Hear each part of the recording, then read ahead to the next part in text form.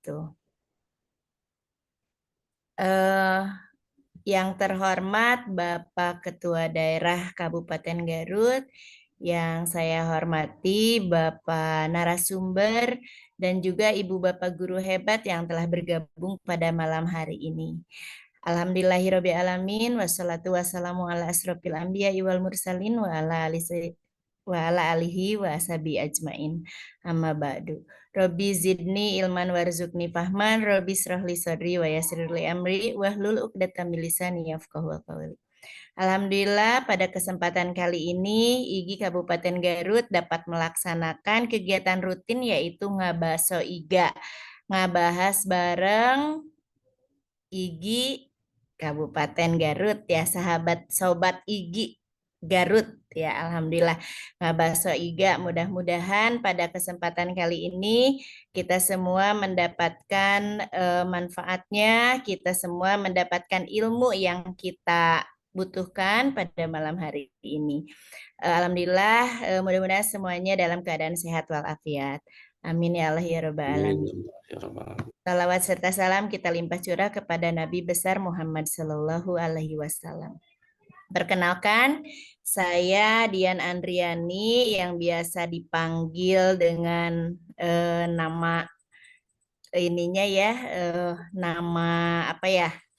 Nama panggilan Umi Dian gitu ya. Alhamdulillah pada kesempatan kali ini Umi bisa membawakan lagi acara Ngabaso Iga di mana acara ini kita awali dengan ucapan basmalah bersama-sama. Bismillahirrahmanirrahim.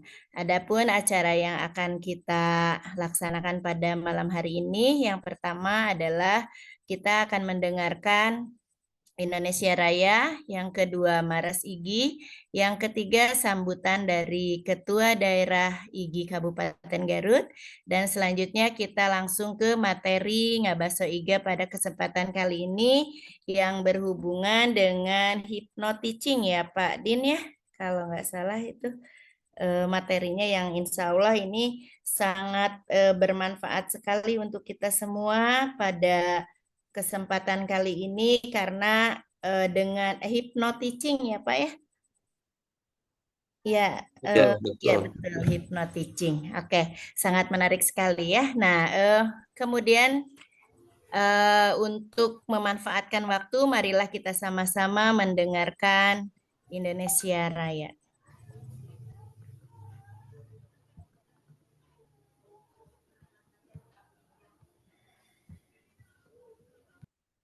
Munculkan gambar kata ya maju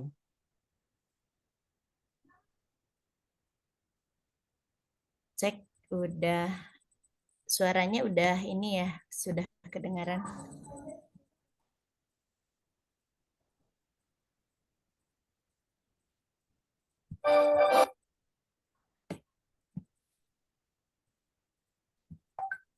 Marilah kita sama-sama mendengarkan lagu kebangsaan Indonesia Raya.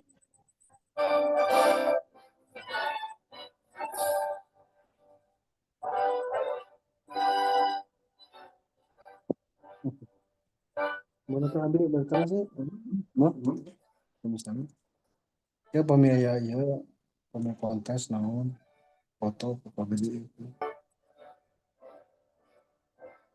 kita kayak anu rencana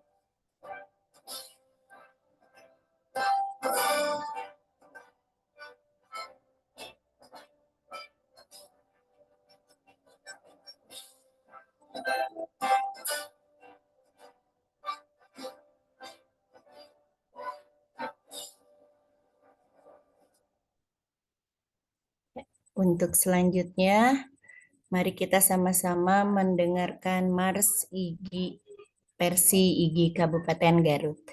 Pano, nembe tinggal tuh iya nana share Itu screen na. Ayami, yes, Oh, nanti kita coba perbaiki di berikutnya. ya oke siap. Sebentar.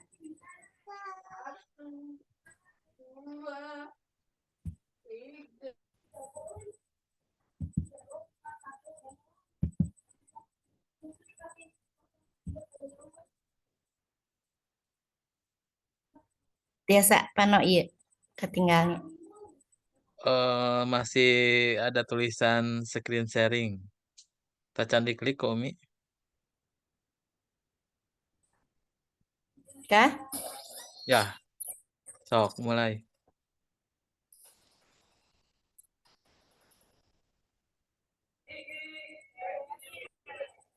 Volume mana wa diagengan.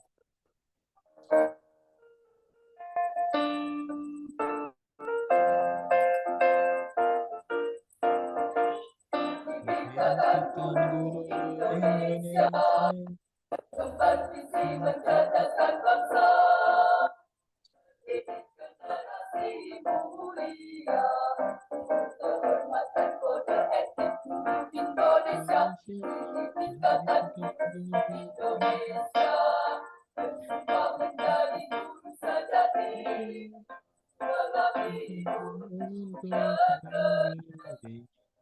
Menjadi mutiara ibu pertiwi, jayalah Iki.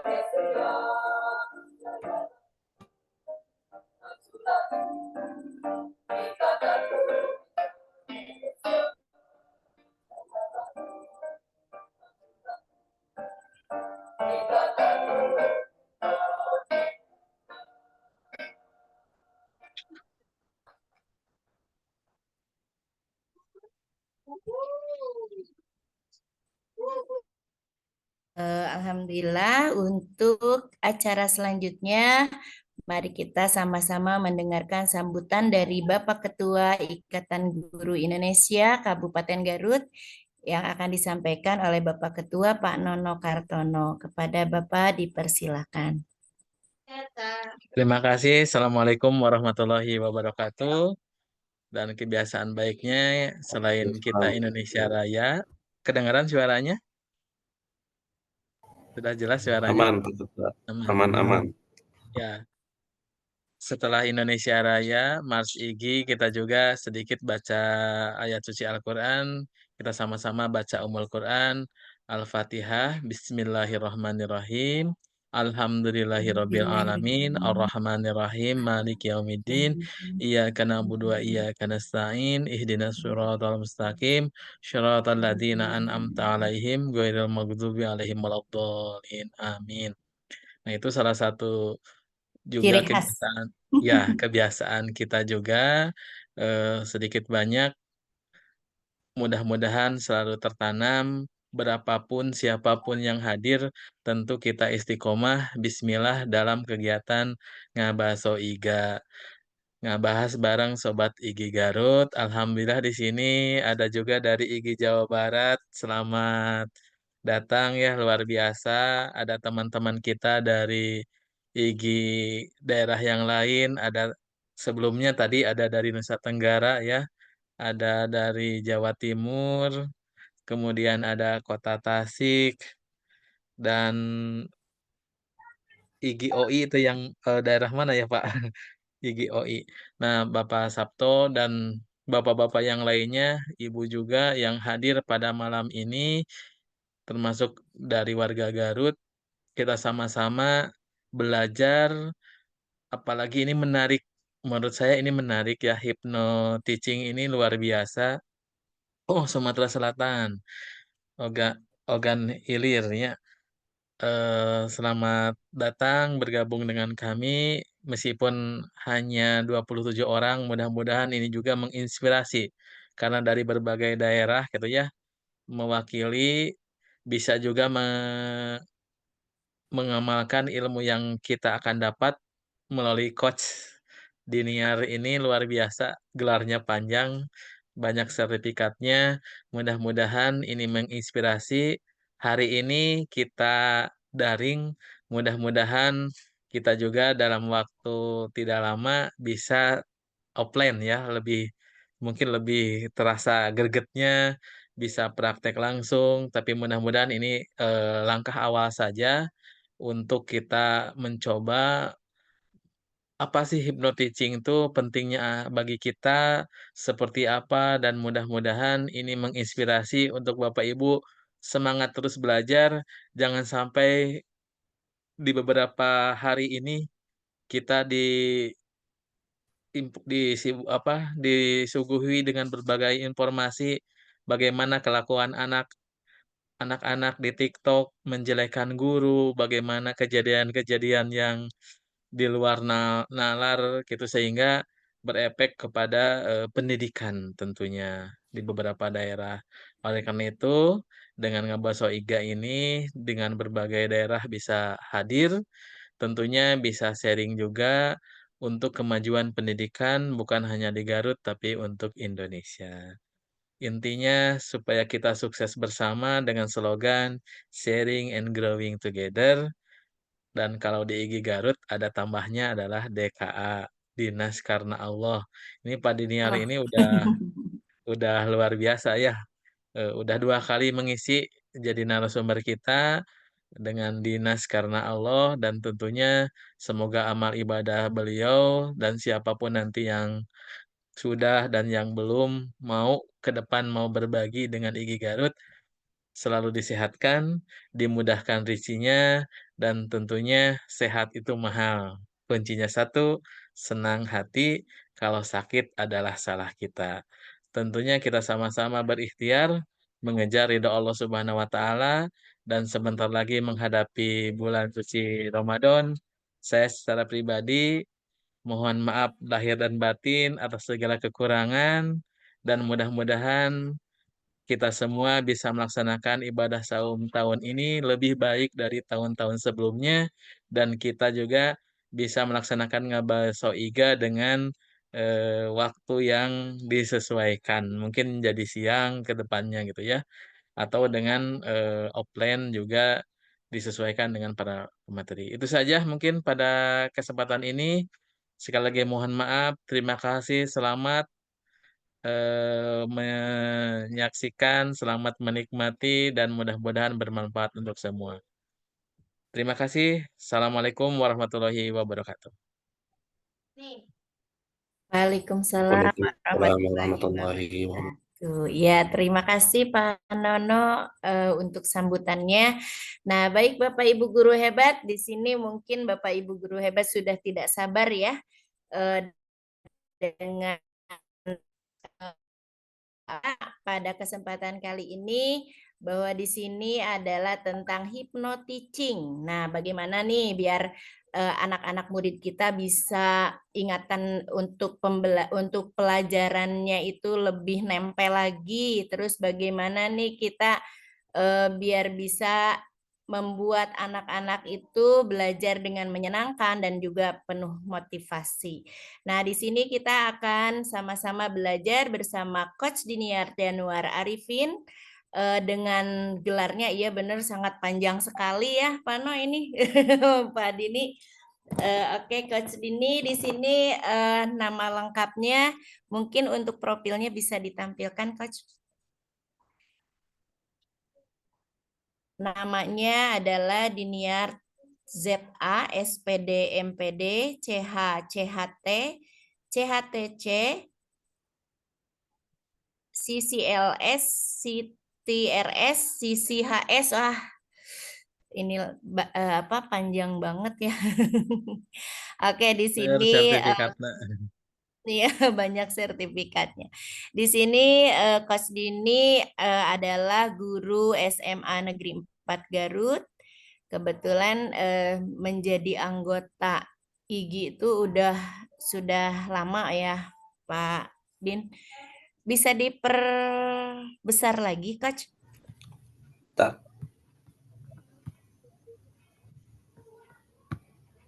Dan beliau pengurus IGI Garut juga.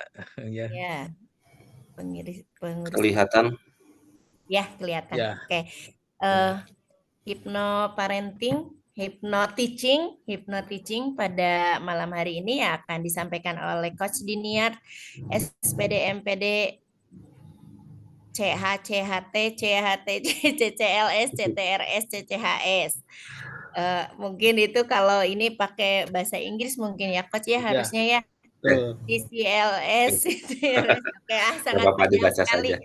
Beliau itu merupakan seorang guru dari guru SMA Negeri 4 Garut, sebagai pengurus IGI Kabupaten Garut juga, hypnoteaching practitioner, professionally hypnotherapist, EFT practitioner, public speaking trainer, coach life skill and leadership, mental health practitioner. Ini sebenarnya Coach Dini ini guru BK bukan, Coach?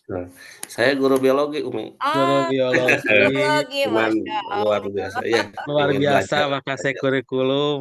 Iya, Masya Allah. Ya, Alhamdulillah. Mari kita sama-sama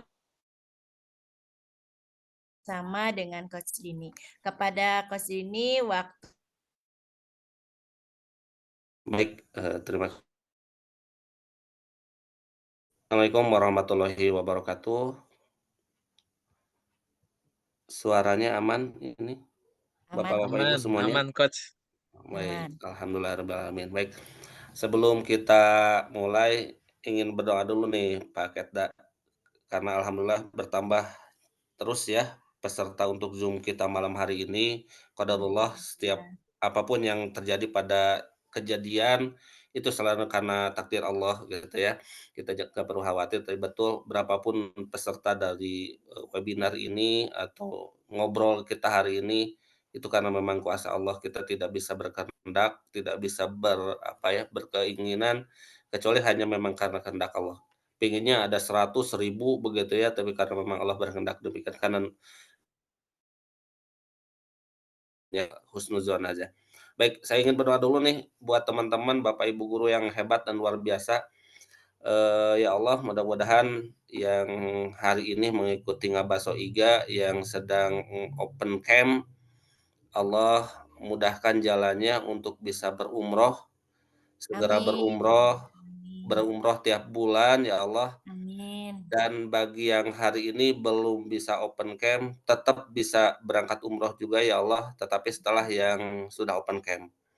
Itu saja, mungkin mudah-mudahan hari ini kita bisa melaksanakan tugas sebagai khalifah ya di muka bumi ini sesuai dengan tugas dan tanggung jawab kita. Baik, kalau melihat yang hadir di sini sepertinya ada juga teman-teman dari, kalau tidak salah kemarin ada yang minta link, walaupun beliau itu bukan pengajar ya, bukan guru, tapi minta link, mudah-mudahan bisa hadir lah ya. Dan selamat datang pada rekan-rekan juga seperjuangan di IGI, baik yang ada di Garut, juga teman-teman yang ada di luar Garut, ada yang dari Tasik tadi, ada yang dari Soganilir ya, kemudian ada yang dari Situbondo. Alhamdulillah luar biasa. Inilah yang namanya teknologi gitu ya, kita bisa menjangkau setiap titik walaupun kita berada di tempat yang lain.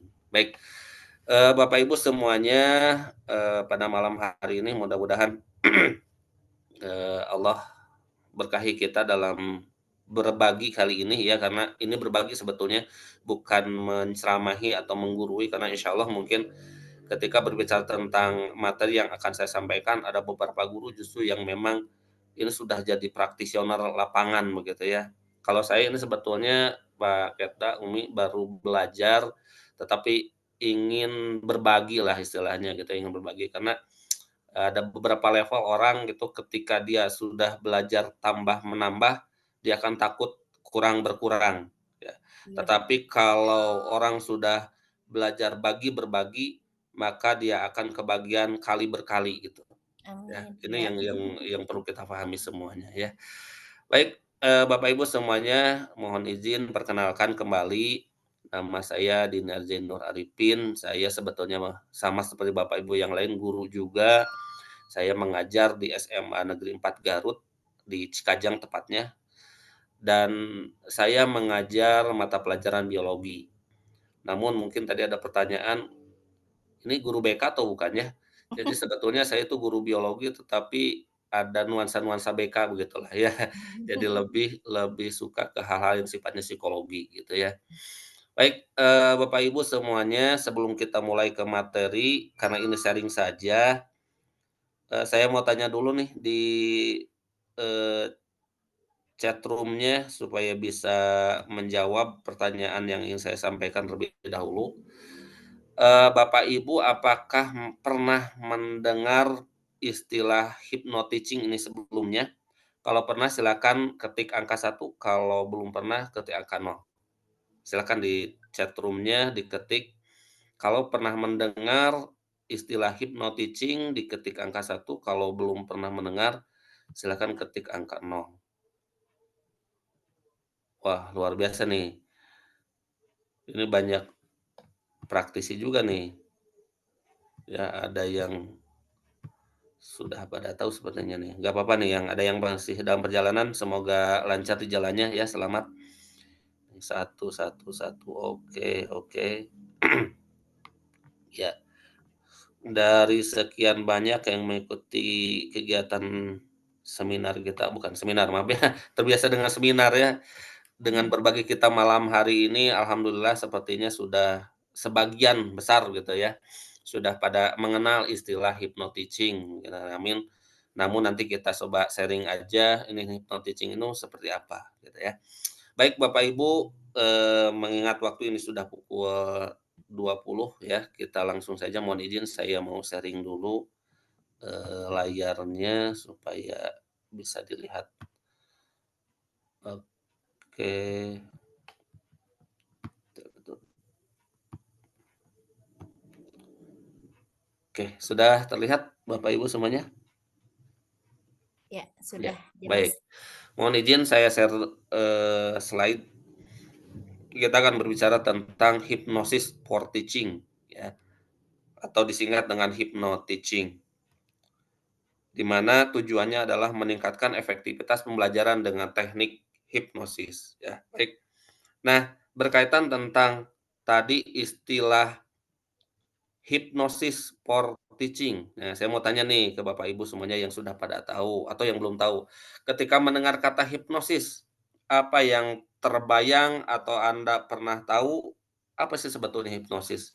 Pernah dengar, pernah tahu, pernah lihat, apa sih hipnosis? Boleh Hmm, di-sharing-kan di chat room ya, kira-kira apa ya yang Bapak Ibu tahu? Supaya kita bisa sharing, silakan ditunggu ya.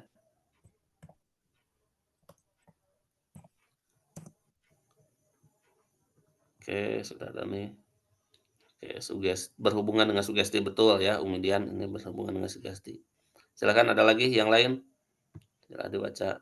Alam bawah sadar. Oke, siap. Lanjut, siapa lagi nih? Keberadaan di bawah sadar. Oke, terima kasih Pak Denny Romdani. Salam buat Kota Tasik ya. Sukses giginya. Pak. Ya. Siapa lagi? Ayo yang punya pendapat atau terbayang dalam pikirannya ketika mendengar hipnosis, oh yang terbayangnya inilah ya gitu ya. Ada mungkin yang pernah mendengar, kalau dengar kata hipnosis yang terbayang adalah pencurian, ya, penjamretan, mungkin pernah dengar hipnotis. itu ya? Takut ya, kayak Iya. kriminal begitu ya, bahasa-bahasanya negatif aja gitu ya. Baik, supaya kita bisa meluruskan, kita lanjut lagi ya, bahwa hipnosis ini sebetulnya kajian keilmuan ya, kajian keilmuan. Bukan ada kaitannya dengan hal yang bersifat klinik atau magic gitu, atau hal yang bersifat mistis gitu ya.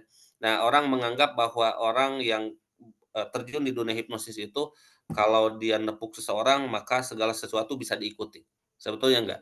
Hipnosis ini merupakan ilmu turunan ya dari kajian psikologi. Jadi siapapun yang kuliah di BK atau jurusan psikologi itu pasti belajar dengan yang namanya hipnosis ini karena ini berbicara tentang alam bawah sadar gitu ya.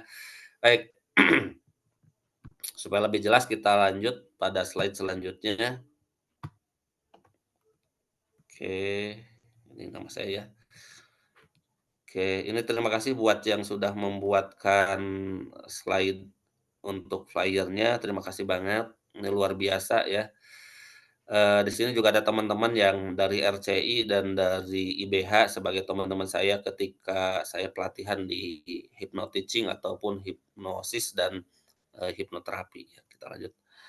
Ini panjang ya, sepertinya panjang begitu ya, tapi kalau melihat teman-teman saya, coach-coach yang, mengajarkan saya tentang ilmu hipnosis ini, lebih panjang dari ini Panjang, gitu ya, oh heeh, ya. Iya, insya keren. Allah. Tapi memang ini perlu dipahami bahwa ada beberapa, apa ya, gelar yang memang non akademik, yang bisa dilewati hanya lewat pelatihan dan itu resmi terdaftar, di BNSP gitu ya, resmi terdaftar di Dapodik gitu. Jadi nama-nama ini memang sudah ada di Dapodik, jadi nggak perlu khawatir, yang penting resmi ikut pelatihannya. Ya nanti kalaupun memang ada yang perlu, silakan nanti hubungi saya ya. Kita lanjut nih. Ini di slide pertama saya menyampaikan mengapa hypnoteaching ya, sementara yang lagi ngetren itu malah deep learning. Ya, ini mungkin Mhm. ada pertanyaan, ini ngapain gitu ya, yang ngasih materi di IG malah berbicara tentang hypnoteaching. Sementara ini Pak Menteri saja lagi ngetren Deep bikin learning. materi, bikin cara pendekatan pembelajaran dengan deep learning, gitu ya. Jangan khawatir Ibu, jangan marah dulu, Bapak jangan marah dulu, jangan, jealous dulu gitu ya. Ini justru secara apa ya, secara hal yang ingin saya ungkap bahwa ini ternyata ada keterkaitannya sangat erat. Baik, kita lihat lagi di slide selanjutnya. Nah, kita merunut dulu ke apa itu deep learning ya.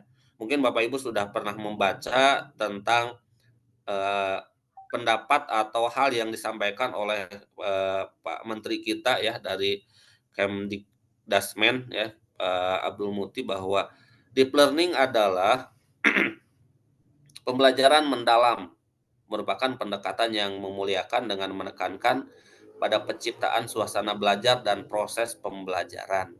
Nah, berkesadaran penuh atau mindful, bermakna atau meaningful, dan menggembirakan atau joyful. Melalui olah pikir intelektual, olah hati etika, olah rasa estetika, dan olahraga kinestetik secara holistik dan terpadu. Nah, materi ini kalau tidak salah pernah disampaikan oleh pemateri sebelumnya, ini ada Bu Maria ya kalau tidak salah, menjelaskan tentang apa Akmarina, itu learning, Akmarina. ya sudah dipaparkan cukup panjang lah ya. Nah, saya tidak ke konsep ininya, tapi apa kaitannya dengan hypnoteaching? Baik. Nih, ini kita kaitkan dulu dengan konsep belajar deep learning yang tadi dijabarkan dari, Kemdikdasmen ya. Berkesadaran, bermakna, menggembirakan, gitu ya, melalui olah pikir, olah hati, olah rasa, dan olahraga. Baik, jadi ada 3 hal yang menjadi catatan utama setelah kurikulum merdeka, gitu ya, yaitu ada mindful, meaningful, dan joyful. Ini pembelajaran ketiga-tiganya terfokus pada siswa, ya, jadi student center, gitu ya. Nah, bagaimana kita bisa menciptakan suasana dan proses pembelajaran ini? Nah, tentunya ada tekniknya. Oke, sekarang kita lanjut. Nah nah, mengapa harus dengan hypnoteaching? Jadi teknik untuk menyampaikan proses tadi bahwa pembelajaran itu harus mindful, meaningful, dan joyful itu lewat teknik hypnoteaching. Yang pertama, pembelajaran yang mendalam dan bermakna, sesuai dengan tadi konsep pembelajaran bahwa di deep learning itu seperti ini ya, mendalam dan bermakna. Kemudian meningkatkan fokus dan daya ingat siswa. Ini menjadi catatan penting bagi kita sebagai guru bahwa anak-anak kita sekarang tingkat fokusnya sudah sangat rendah sekali, daya ingatnya sudah sangat kurang sekali. Nah, ini kenapa nanti kita coba bahas. Untuk yang selanjutnya, mempermudah pemahaman dan penerapan materinya, gitu ya. Jadi pemahaman dan penerapan materinya bisa lebih mudah dengan hypnoteaching. Kemudian membangun kepercayaan diri dan motivasi belajar. Nah, ini PR kita semuanya bahwa anak-anak kita sekarang banyak yang mengalami satu peristiwa di mana kepercayaan dirinya sudah mulai turun. Apalagi motivasi belajarnya. Tidak perlu ditanya lagi di setiap sekolah, itu motivasi belajar siswa sekarang sudah kelihatan banget begitu ya, bahwa mereka sudah sepertinya kalau dibawa belajar itu sangat sulit. Mereka akan sangat senang ketika di kelas itu nggak ada gurunya. Ini motivasi sudah sangat turun sekali ya. Kemudian untuk yang selanjutnya, kita coba perhatikan, apakah anak-anak kita belajar di kelas itu seperti ini? Ya, kira-kira ini gambar apa ya Bapak Ibu? Lagi tidur. Pak, anak lagi tidur di Anak kelas. kita lagi Iya. tidur. Kira-kira ini di kelasnya siapa ya? Atau di sekolahnya siapa nih kira-kira anak yang seperti ini? Nah, kalau menjelang siang ada juga Wah, tuh di luar biasa ya. Sama ya, apalagi yang sekolahnya sudah full day, itu luar biasa tantangannya setelah jeda sholat zuhur itu ke sana sudah. Anak-anak itu, kata anak-anak itu, "Pak, sekarang jadwalnya bentrok." "Bentrok dengan apa, Nak?" "Bentrok dengan jadwal tidur," katanya ya. Karena memang sudah luar biasa capeknya, anak-anak kita gitu ya. Kemudian yang selanjutnya, ini kira-kira Bapak Ibu, ini lagi ngapain nih anak-anak kita sedang belajar? Main game. Oke, ya main handphone ya di antaranya, ada main game, ada yang sosmed begitu ya, ada yang live TikTok mungkin ya lagi belajar Bapak Ibu, anak-anak jangan kan level SMA lah gitu ya, kita bicaranya level SMA. Level SMP bahkan level SD juga sudah hal seperti ini sepertinya lumrah di dalam kelas. Oke, ya. Kita lanjut nih, anak-anak kira-kira lagi pada ngapain di dalam kelas?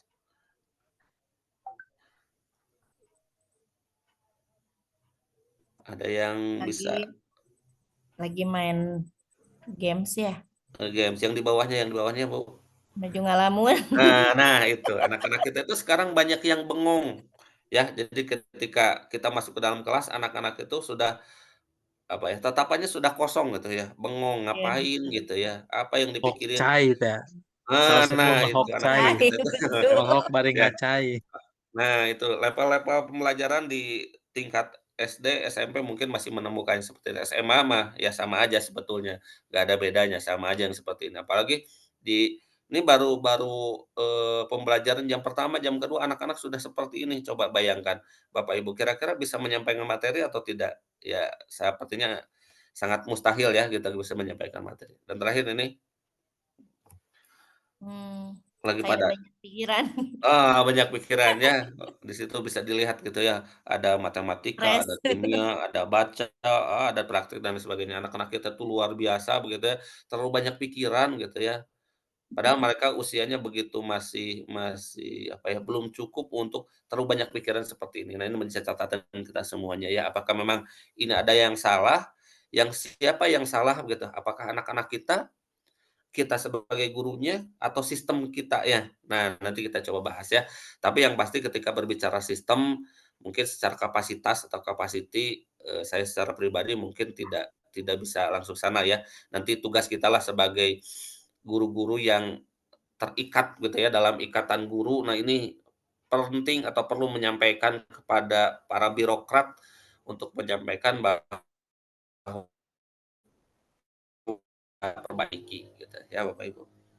Baik, kita lanjut, nah, dalam pembelajaran di abad 21 ya, nih yang perlu kita pahami, ada tantangan yang perlu kita pahami sama-sama Bapak Ibu semuanya. Yang pertama, adanya generasi Z, Alpha, dan Beta yang memiliki gaya belajar yang berbeda ya. Jadi generasi Z itu yang terlahir di usia kelahiran tahun 2000-an. Ya, mungkin masih ada Bapak Ibu di sini yang kelahiran tahun 2000-an? Oh, nggak ada ya? Karena itu rata-rata mungkin usianya kuliah ya atau SMA lah lebih banyak. Kemudian pada usia generasi alfa, itu mungkin anak-anak kita ya Iya. di SMP, SD begitu ya, itu generasi alfa. Dan terakhir beta nih, ya generasi anak-anak di generasi beta, itu di taman kanak-kanak, di PAUD, kemudian yang belum sekolah, itu memiliki gaya belajar yang berbeda. Nah, gaya belajar ini sudah kita pelajari sebetulnya di kurikulum 2013, hanya kita tinggal menguatkan saja bagaimana kita memisahkan gaya belajar ini. Karena terkadang kita memperlakukan gaya belajar ini tidak sesuai dengan apa yang seharusnya, ya. Nanti kita coba bahas. Lanjut, tantangan yang selanjutnya adalah distraksi teknologi dan informasi yang berlimpah. Ya, distraksi teknologi. Nah ini yang tadi ketika anak-anak kita sedang di dalam kelas, sedang menyampaikan materi, sedang menyampaikan ilmu, anak-anak kita itu terdistraksi. Ya, pikirannya terdistraksi oleh teknologi. Satu-satunya yang mendistraksi ini adalah handphone. Gitu ya, di handphone ini banyak sekali hal-hal yang membuat mereka tidak bisa fokus untuk belajar. Dan informasi yang berlimpah. Kalau melihat sisi keilmuan begitu ya, bahwa di abad 21 ini apalagi dengan teknologi AI sekarang, informasi itu sudah sangat berlimpah sekali. Kita mau nanya apapun, itu di AI sudah ada. Hanya anak-anak kita itu sebetulnya belum mampu ke sana, belum siap ke sana. Dan kita tidak bisa mengarahkan mereka ke sana karena mereka masih terdistraksi oleh teknologi ini itu sendiri. Karena mereka lebih suka memanfaatkan teknologi ini lebih ke hiburan, gitu ya, bukan ke proses pembelajaran. Lanjut yang ketiganya, ini yang tadi, motivasi belajar yang rendah. Ini bisa kita rasakan bahwa anak-anak kita, khususnya saya di SMA begitu ya, bagaimana anak-anak SMA setelah kelas 12 akan melanjutkan ke perguruan tinggi. Itu sudah sangat kecil sekarang, menurun sekali, ingin melanjutkan ke perguruan tinggi. Kalau ditanya, ini nanti kalau sudah kelas 12 mau ngapain? Pak, saya mau main game, Pak, saya mau jadi YouTuber, gitu ya. Dan itu sudah ada di anak-anak SD sekalipun, ya. Mereka belum belum paham begitu ya bahwa untuk menjadi YouTuber itu seperti apa, ya. Terakhir, maaf, kebutuhan metode pembelajaran yang lebih engaging, ya. Jadi lebih menarik. Terkadang anak-anak kita itu lebih menarik melihat reels IG gitu ya, melihat TikTok, lebih tertarik melihat short-nya YouTube gitu ya, dibanding dengan kita sebagai bapak ibu gurunya mengajar di kelas. Ya, banyak hal yang membuat mereka jadi tidak menarik lagi. Ya, tapi insya Allah kalau guru-guru zaman sekarang sudah mesti generasinya sudah generasi milenial ya, dan mungkin ada juga sebagian di generasi Z awal ya, Gen Z awal yang sudah mulai mengajar yang baru lulus begitu ya, sudah mengajar gitu ya. Itu mungkin secara penampilan, sudah bisa menyesuaikan lah ya gitu dengan tapi mungkin para para guru-guru yang sudah senior begitu ya, terkadang itu menjadi hambatan ya. Oke, kita pelajari dulu tentang tadi gaya belajar ya. Ini gaya belajar sudah kita pelajari bersama nih, kita singkat dengan istilah maaf, udah kelewat. Nah, visual, auditory, dan kinestetik. Apa sih gaya belajar visual? Gaya belajar visual itu di mana anak-anak lebih suka berbicara tentang see it, ya, melihat sesuatu, lebih suka melihat gambar-gambar, gitu ya. Kemudian auditory, apa itu gaya belajar auditor? Gaya belajar yang suka hear it, lebih suka mendengarkan, ya, lebih suka mendengarkan cerita, lebih suka mendengarkan lagu dan lain sebagainya. Dan kinestetik, mereka yang gaya belajarnya lebih suka do it atau melakukan. Nah, ini kita temukan di kelas-kelas kita ya Bapak Ibu semuanya. Di FAK ini bahkan ada yang menyebutkan ada FAKGO, gitu ya, FAKTI, begitu dan lain sebagainya. Tapi intinya visual, auditory, dan kinestetik itu ada pada anak-anak kita. Bahkan ada beberapa yang mix begitu ya. Ada yang visual auditory, kemudian ada yang auditory kinestetik, ada visual kinestetik. Itu mix begitu ya. Nah, kita perlu memahami bagaimana anak-anak kita. Nah, terkadang kita hanya sebatas formalitas begitu ya, membagi anak-anak kita ketika kurikulum merdeka, pembelajaran harus terdiferensiasi, tapi itu hanya sebuah formalitas saja. Pada akhirnya kita tidak mengelompokkan anak itu sebetulnya seperti gaya belajar mereka. Nah, ini nanti di tahapan-tahapan pelatihan itu bisa saya sampaikan, ini bisa lebih jelas. Bagaimana memperlakukan anak-anak yang visual, yang auditory dan kinestetik, bagaimana kita tahu begitu ya anak itu visual atau sebagainya. Nah, itu ada di pelatihan ya. Jadi kalau Anda berminat, Bapak Ibu berminat, nanti ada sesi lanjutan lah. Karena hari ini kita kan berbicara tentang sharing ya atau ngobrol bareng ya gitu. Kita lanjut dulu, kita sesuaikan atau selesaikan dulu slide-nya ya, nanti kita tanya jawab. Nah, di hipnosis ya, di hipnosis ini kita akan berbicara tentang pikiran sadar dan bawah sadar. Ya, tadi ada yang menyebutkan sesuatu yang ada di bawah sadar. Nah, mungkin Bapak Ibu ada yang sudah memahami begitu ya, apa itu pikiran sadar dan apa itu pikiran bawah sadar. Ya, ini pikiran loh ya. Ini berbicara tentang kemampuan otak kita untuk merekam dan menganalisisnya, gitu ya. Jadi kalau yang pernah belajar tentang IPA, tentang konsep otak, kemudian di psikologi belajar tentang pikiran, ini sudah sangat memahami sekali bahwa segala sesuatu yang diterima oleh tubuh kita ya, direspon oleh tubuh kita, itu ada konsep pengolahannya. Pengolahannya di mana? Di pikiran sadar dan bawah sadar. Oke. Dalam bahasa psikologi, eh, alam sadar atau pikiran sadar ini kita sebut dengan istilah conscious mind. Ya, dan nilainya ini hanya 10%.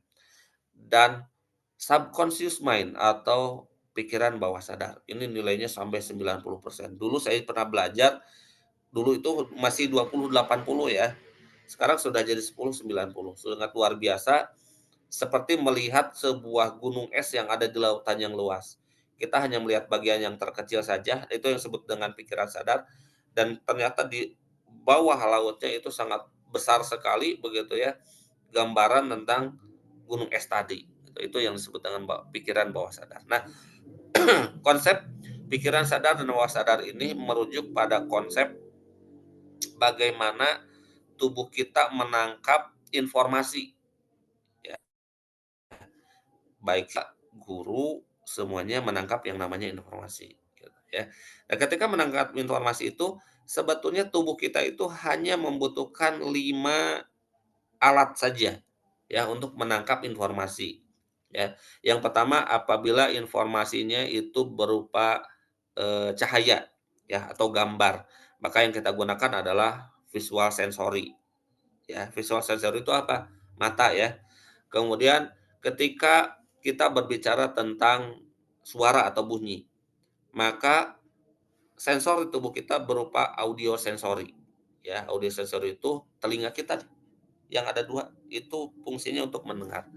Kemudian yang selanjutnya berbicara tentang sentuhan, tekanan begitu ya, itu diterimanya oleh kinestetik sensori. Ya, kulit seluruh tubuh kita itu bisa merasakan, bisa menangkap sebuah informasi dari mulai panas, dingin, sakit, perih begitu ya.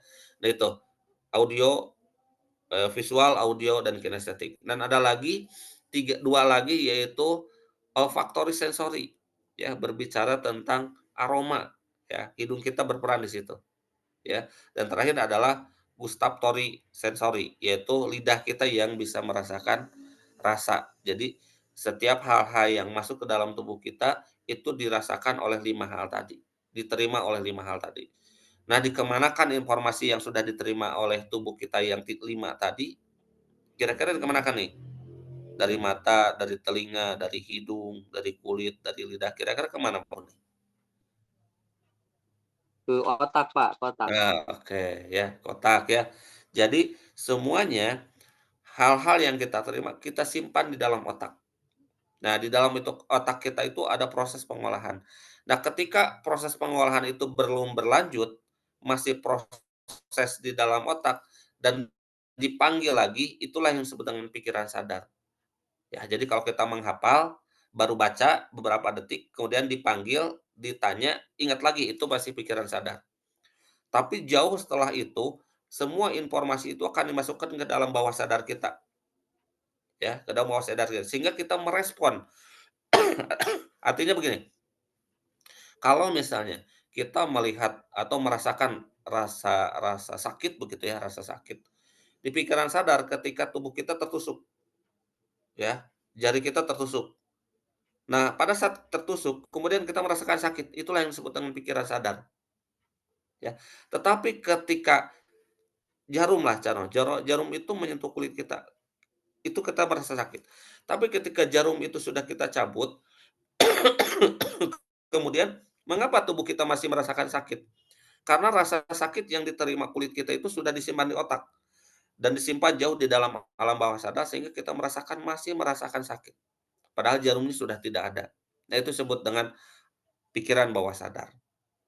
Kemudian, kalau misalnya anak ditanya sedang ulangan, buka halaman, kemudian kita tanya, dalam hitungan beberapa menit mereka masih ingat. Itu yang disebut dengan pikiran sadar. Tetapi kalau sudah kita simpan 1 minggu, maka kita tanya lagi. Banyak yang tidak bisa jawab. Jawabannya kenapa? Jawabannya adalah lupa ya Bapak Ibu ya, lupa. Kenapa bisa lupa? Karena sudah tersimpan jauh di alam bawah sadar dan itu sulit dipanggil lagi. Nah, itu disebut dengan pikiran bawah sadar. Apakah pikiran bawah sadar ini bisa dipanggil? Bisa. Ya, dengan teknik hipnosis. Ya, nanti Bapak Ibu bisa belajar teknik hipnosisnya. Nanti kalau di pelatihan atau offline-nya nanti Pak Kepda itu bisa praktek. Tapi untuk saat ini kita ngobrol aja dulu ya. Oke, kita lanjut. Nah,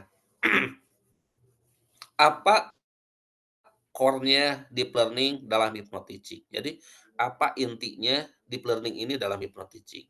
Ya, jadi ada intinya. Ini intinya. Mohon izin. Mangga Pak. Telah coach. Minum dulu sebentar ya. Mangga. Semoga cepat sembuh, Baik. Coach. Nah, Siap. kita lanjut ya. Oke. Ini lumayan musimnya gini nih, lagi hujan, pilek Iya. batuk. Kita lanjut ya. Yang pertama, bahwa yang namanya deep learning ini dalam hypnoteaching adalah attention, yaitu perhatian penuh. Di mana nanti apakah siswanya, apakah gurunya ini harus memberikan perhatian yang penuh. Terkadang ketika kita mengajar, kita banyak masalah, kita banyak urusan, terkadang anak tidak terperhatikan. Sebaliknya anak juga ketika belajar gitu ya, kita sudah ada di depan, anaknya belum memberikan perhatian. Nih, di hypnoteaching nanti kita coba aktifkan. Yang kedua, berbicara tentang engagement ya atau keterlibatan aktif. Jadi dalam hal ini siswa itu harus dilibatkan oleh kita. Terkadang kita lupa bahwa kita seakan-akan penyampai informasi. Ya, kita seakan-akan kita tahu tentang informasi. Padahal kalau kita tanya ke anak begitu ya, kadang anak itu sudah tahu lebih lebih awal begitu ya dengan materi-materi, bahkan sekarang banyak pembelajaran-pembelajaran atau materi yang sengaja begitu ya oleh bapak ibu guru itu diuploadnya di media yang memang dikenal oleh anak gitu ya. Di mana itu misalnya Bapak Ibu guru update materi gitu ya di live TikTok gitu ya atau di Reels dan lain sebagainya. Dan itu secara secara programming ini kalau kita sebagai Bapak Ibu guru jadi nanti kedepannya lah paketnya ya kalau sudah ada kepengurusan baru yang terbentuk nih ada tim medsos dan lain sebagainya kita coba bikin programming supaya pembelajaran itu bisa masuk ke jalurnya atau polanya di TikTok begitu ya, di polanya di IG, polanya di YouTube, itu bisa masuk ke situ, ya. Nanti ada pola-pola yang mereka lebih sering muncul gitu ya, atau kita bahasanya kalau dalam teknologi itu algoritmanya gitu ya. Semakin sering kita mengupdate, berkaitan tentang materi, maka itulah yang akan sering muncul gitu ya. Itu mudah sebetulnya. Nanti kita coba libatkan anak ya, untuk selalu membuka itu, sering-sering dibuka, maka apa yang dulunya menutup pembelajaran akan tertutup oleh pembelajaran, gitu ya. Selanjutnya ada reflection ya, refleksi pengalaman. Nah, ini terkadang kita lupa bahwa tugas kita adalah mendidik, bukan hanya mengajar. Nah, refleksi ini perlu kita kaji ya, perlu kita minta ke anak-anak. Kira-kira pengalaman belajar Anda hari ini apa? Nah, terkadang terkadang kita fokusnya pada kegiatan inti. Ya, pembelajaran itu kegiatan inti. Silakan Bapak Ibu lihat di rencana pembelajarannya kira-kira di antara kegiatan awal atau pendahuluan, kegiatan inti dan kegiatan penutup itu mana yang lebih banyak? Itu pasti kegiatan inti. Sementara di refleksinya nggak ada malahan. Nah, ya nanti kita coba. Refleksi itu bisa di awal dan bisa di akhir. Di hypnoteaching itu bisa. Ya. Terakhir, adanya application atau penerapan dalam kehidupan nyata. Nah, ini dari awal pembelajaran diterapkan bahwa pembelajaran itu berhasil apabila sudah dalam posisi aplikasi. Ya, sebelum diaplikasikan maka ilmu itu tidak berguna apapun. Sama seperti belajar agama ya Bapak Ibu semuanya, kita ketika waktu kecil diajarkan bagaimana caranya sholat, begitu ya. Tetapi kalau kita tahu ilmunya tentang sholat tapi nggak pernah sholat maka sama dengan nol gitu. Bahkan bukan lagi nol, kosong, gitu ya, percuma. Nah, kita coba setiap pembelajaran mungkin di sini ada Bapak Ibu guru yang mengajar di SD, mengajar di SMP, mengajar di SMA. Nah, level-levelnya kan beda-beda ya. Kalau di guru SD itu kan guru kelas ya, guru yang maha guru gitu ya, luar biasa, tahu tentang beberapa materi. Kemudian SMP dan SMA itu sudah mata pelajaran. Nah, pernahkah kita ke anak itu memberikan suatu ilmu, walaupun hanya satu ilmu saja, itu bisa diaplikasikan dalam kehidupan nyatanya, gitu ya. Itu terkadang kita sebagai guru lupa. Nah, di deep learning dan hypnoteaching inilah poin-poin yang sama dan itu harus diterapkan, gitu ya. Selanjutnya, nih, balik lagi ke konsep hipnosis tadi ya, sudah mengetahui bahwa hipnosis itu kondisi alam bawah sadar, di mana anak diperlakukan atau siswa diperlakukan supaya mereka masuk ke alam bawah sadar. Kenapa alam bawah sadar ini penting? Karena menurut penelitian dan referensi yang sudah pernah saya baca bahwa apapun yang pernah masuk ke panca indera kita, ya, yang 5 tadi, lewat mata, lewat telinga, lewat hidung, lewat lidah, lewat kulit, apapun itu, semenjak kita bisa merespon semenjak kita bisa merespon, itu tersimpan baik dalam alam bawah sadar kita, ya. Dari usia kita berapa tahun, misalnya rata-rata dari usia 3 tahun lah ya, kita mengenal tentang reseptor 3 tahun gitu. Dari usia 3 tahun itu kalau dipanggil lagi di dalam hipnosis itu bisa. Ya, ada beberapa teknik gitu ya. Bahkan, kalau kita berbicara, mengingat masa lalu, kalau ada yang sulit, itu kalau alam bawah sadar sangat mudah, gitu ya. Dan sekarang kita balik lagi ke hypnoteaching-nya. Konsep hipnosis dalam hypnoteaching yang pertama, nih, hipnosis adalah kondisi fokus yang tinggi dan relaksasi. Ya, fokus yang tinggi dan relaksasi. Karena konsep hipnosis ini akan terjadi apabila dalam kondisi sangat fokus. Makanya dalam proses pembelajaran hipnosis, ya, ketika hypnoteaching ini, hal yang perlu dilakukan adalah menarik dulu siswa supaya mereka bisa fokus. Caranya banyak ya sekarang, mungkin di sini ada Bapak Ibu guru penggerak ya, Umi juga kalau tidak salah guru penggerak ya. Ya. Jadi ketika mengajar, itu anak kalau sudah tidak fokus, pasti ada satu cara supaya mereka bisa fokus. Biasanya dikasih apa? Ice breaking. Nah itu, ice breaking itu salah satu teknik di hypnoteaching juga sebetulnya. Hanya memang harus kita terapkan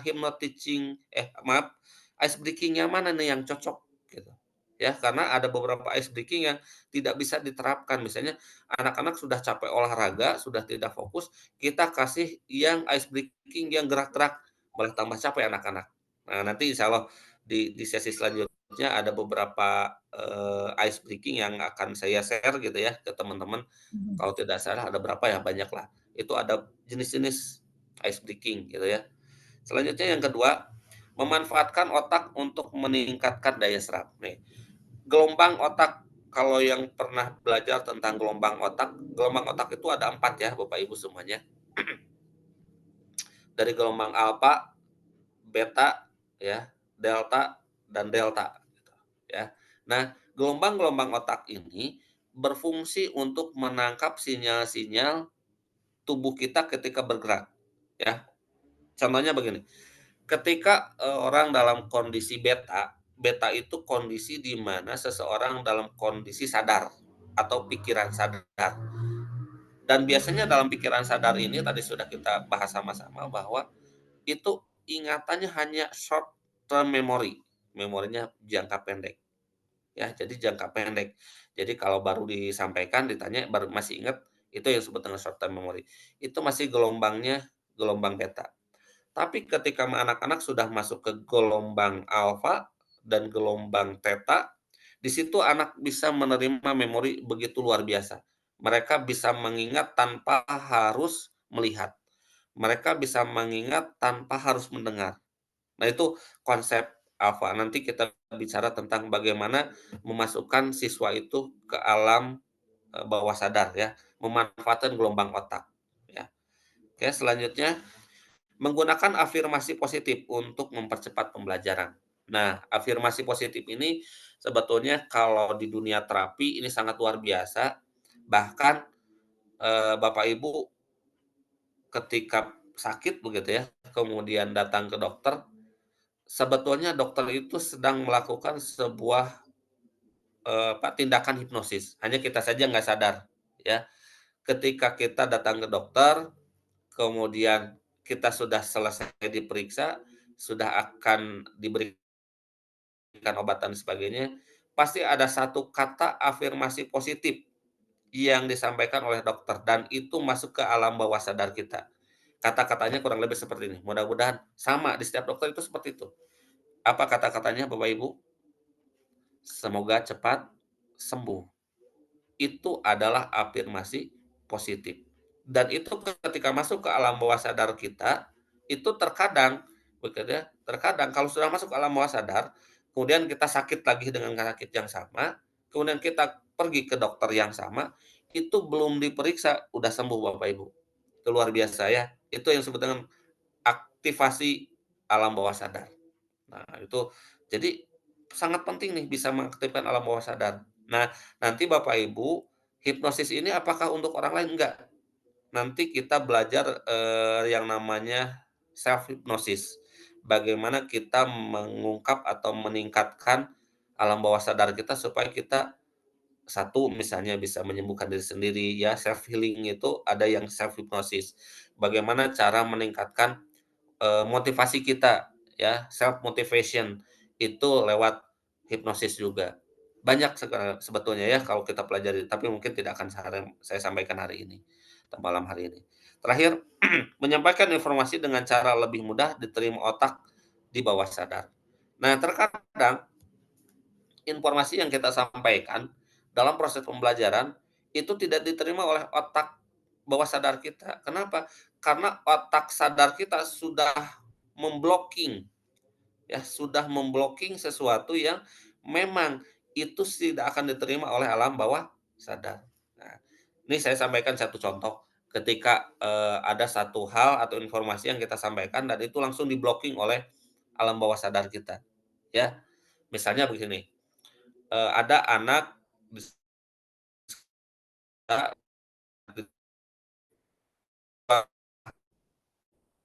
ya, mereka buang sampahnya sembarangan. Terus kita bilang ke anak tersebut, "Dek, jangan gitu ya, Dek. Jangan buang sampah sembarangan." Di otak sadar itu mendengarnya jangan buang sampah sembarangan. Tetapi apa yang diterima oleh otak di alam bawah sadar, yang diterimanya adalah buang Buang sampah sampah. sembarangan. Kenapa? Karena kata yang bersifat negasi itu tidak diterima oleh otak bawah sadar. Otak sadar kita langsung blocking. Nah, terkadang kita lupa dengan itu. Ya, nanti ada kalimat-kalimat penting yang memang kita sampaikan supaya jadi diterima oleh otak bawah sadar kita. Kita belajar ya nanti insya Allah kalau ada kesempatan dan ada waktu. Ini offline enaknya ya, Bapak Ibu semuanya offline enak, bisa sampai langsung praktek nih. Oke, kita lanjut, ini masih banyak nih, insya Allah masih siap ya, baru jam 9 ya, kurang ya? Nah, masih Nah, kurang. iya. Biasa kalau kalau pelatihan ini saya bisa sampai jam 11 nih, sampai jam 12 nih, ya. Wah, Ya mantap. Bapak Ibu. Luar biasa. Oke, kita lanjut. Enggak banyak ya kali ini karena memang kita ngobrol aja, nanti kita sharing-sharing nih. Yang pertama, konsep pembelajaran dalam hypno-teaching. Yang pertama, pembelajaran berbasis emosi. Ya, kenapa harus belajar dengan basicnya emosi? Coach, emosi itu lagi ngambek? Bukan, ya. Jadi emosi itu kondisi seseorang yang bisa diterima dalam situasi yang mereka sedang merasakan tertentu. Nah, ada beberapa emosi ya yang bisa kita pelajari nanti ketika anak sedang sedih, gimana cara memperlakukan mereka supaya bisa belajar. Anak sedang marah, bagaimana caranya supaya mereka bisa belajar. Anak sedang bingung, bagaimana cara memperlakukannya supaya supaya mereka bisa belajar. Nah, ini ada ya di hypnoteaching. Kemudian teknik storytelling dan metafora. Nih, storytelling kalau guru-guru bahasa ini biasa sepertinya ya membuat sebuah cerita dalam proses pembelajarannya. Nah, kita jarang menyampaikan ini untuk pembelajaran lain misalnya seperti matematika mungkin jarang. Pada storytelling ini sebuah bentuk upaya untuk mengingat materi gitu ya. Bahkan metafora itu pengandai-andaian gitu ya, pengandai-andaian. Jadi ketika anak-anak dibelajarkan untuk mengandaikan, mereka itu akan secara otomatis alam bawah sadarnya akan bekerja gitu ya. Kita lanjut, ada afirmasi dan sugesti positif. Nih. Jadi afirmasi itu kata-kata yang bersifat membangun dan sifatnya positif. Dan sugesti itu penekanan ya, penekanan ke dalam pikiran supaya diikuti dan sifatnya positif. Gitu ya. Nah, afirmasi dan sugesti positif ini sangat bermanfaat. Tidak hanya kita sebagai Bapak Ibu guru, mungkin di sini juga ada yang hadir bukan Bapak Ibu guru. Loh, saya kan bukan Bapak Ibu guru, manfaatnya apa afirmasi dan sugesti positif ini? Ini buat orang tua begitu ya, buat yang jadi senior gitu ya, afirmasi dan sugesti positif ini sangat penting. Kenapa? Karena kita bisa menyampaikan sesuatu yang memang bisa diterima oleh alam bawah sadar yang tidak terblocking oleh alam sadar ya atau pikiran sadar, maaf. Kita lanjut, teknik NLP dalam pembelajaran. Nah, ini mungkin ada istilah lain di hypnoteaching itu kenapa ada NLP. Nih sebetulnya NLP ini core-nya atau intinya dari hipnosis ya, di mana NLP itu kan kepanjangan dari Neuro Linguistic Program. Neuro itu saraf ya atau otak kita. Linguistik itu bahasa ya, program. Jadi program bahasa yang diterima oleh otak. Ya itu NLP itu ada dalam proses pelatihan di hypnoteaching ada begitu ya dasarnya dan NLP-nya juga ada gitu ya sebagai praktisi nanti bisa luar biasa kita bisa mempengaruhi orang dengan teknik NLP ini. Nah, kita sebagai Bapak Ibu sebetulnya ya Bapak Ibu guru sudah menjadi bagian yang bisa mempengaruhi orang sebetulnya ya di mana kita menjadi tokoh yang otoritas. Tokoh otoritas itu tokoh yang memang mempunyai kemampuan untuk mengatur kelas. Silakan Bapak Ibu coba kalau tokoh otoritas itu masih berfungsi pada tubuh kita, berfungsi pada diri kita, Bapak Ibu ketika masuk kelas silakan kasih perintah ke anak-anak. Misalnya, ketika masuk ke dalam kelas, anak-anak coba diam. Kalau anak-anak sudah bisa merespon itu dan mereka diam, berarti kita sebagai tokoh yang otoritas itu masih berfungsi. Tapi ketika kita masuk ke dalam kelas, anak-anak diam. Anak-anak masih saja ngobrol, berarti apa ya? Figur otoritas kita sudah tidak berfungsi, maka harus diganti dengan yang lain. Nah, itu ada tekniknya ya NLP. Ini banyak ya istilah-istilah yang perlu dipahami dan ini bisa kita praktekkan. Lanjut. Masih ada nih. Teknik hipnosis dalam belajar. Nih, sekarang kita coba tekniknya ya. Bagaimana teknik hipnosis dalam proses pembelajaran. Yang pertama, teknik relaksasi sebelum belajar.